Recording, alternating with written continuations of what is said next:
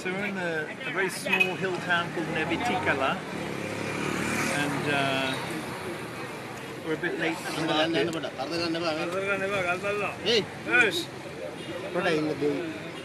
So we've shown a fairly nice small.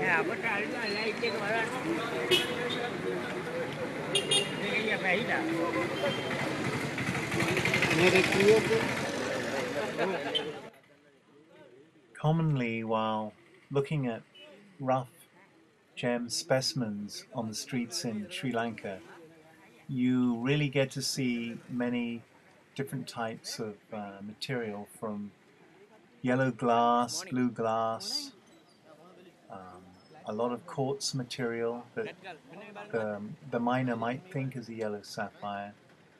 Yellow zircons are common, scapelites, and what's being held in his hand here has all of the above. There might be 2 or 3 yellow sapphires there, disguised amongst the citrines. And obviously you can't rely on even your own skilled eye and that of your associate gem dealer, who I travel with, to identify with 100% accuracy every stone that you decide to buy. You've got to use a polariscope, you've got to use a refractometer, you have to feel the specific gravity, and look for the inclusions to identify clearly that you're absolutely sure you've got the correct crystal grouping that you're trying to purchase. And it's really a pleasure dealing with the miners or the mine owners that bring the material to the street. They're extremely polite and patient with the time-consuming process of looking for the material that I'm seeking for astrogems.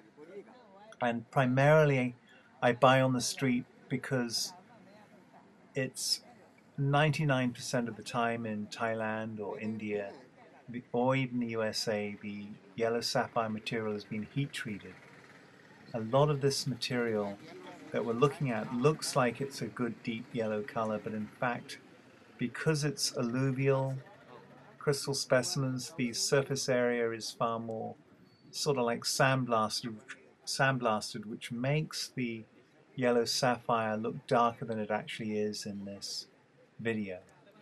And here I am looking for inclusions in the stone to A, identify the stone, and B, to see if it is cuttable.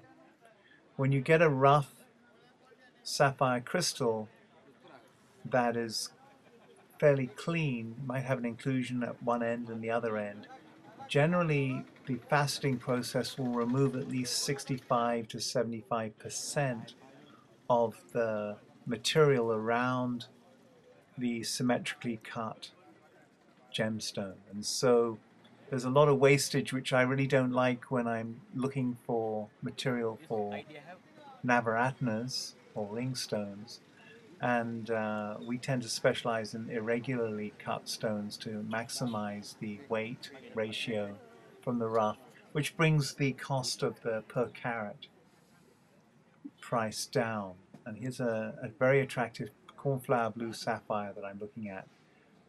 My main job now is to see if it's been heated. I can tell by the nature of any inclusions on the surface or edge of the blue sapphire. I can tell maybe it's a blue spinel.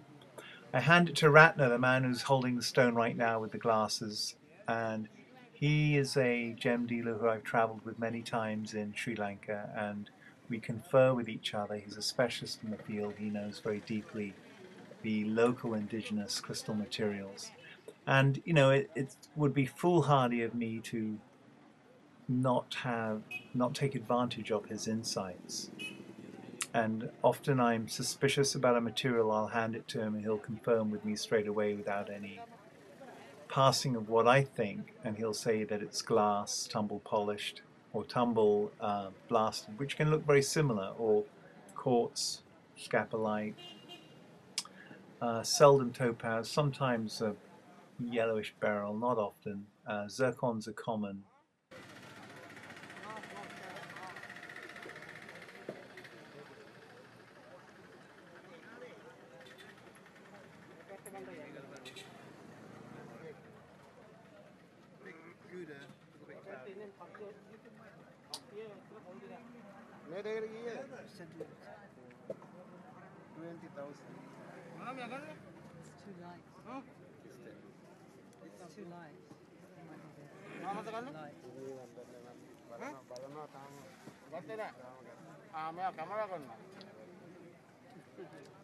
Common to the geology of many areas of the world where gem crystals are produced, Sri Lanka is divided into areas where you're more likely to find a yellow sapphire in one hill station or a scapolite in another area.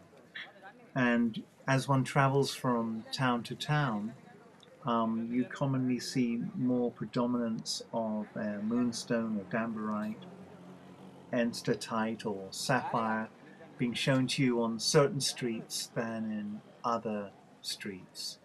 And you get a feel for what you're looking for and which towns are more related to your own particular market demand.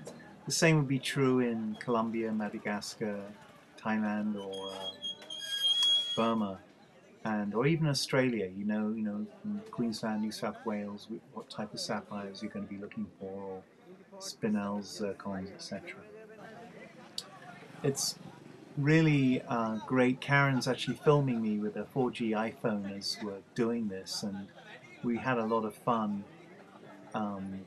just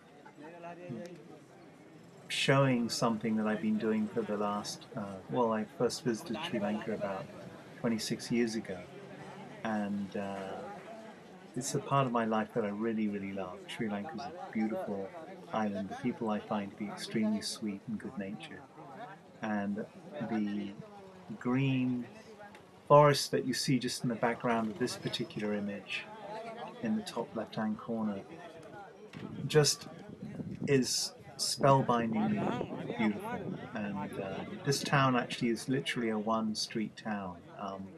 If you walk past back 50 yards, you're in rainforest, and then that'll move into rubber plantation or tea plantation generally, with some rice paddies here and there. But absolutely beautiful and warm, and I just love going to Sri Lanka.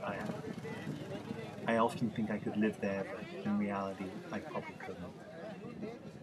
And so this is pretty much a standard day looking for gems. Very hard to find gems. You'll notice I'm not buying much, a lot of inferior material. Very hard finding Ayurvedic, astrological quality crystal material, and takes a lot of time. So thanks so much, and I hope you enjoyed this video. And thank you for Karen for filming.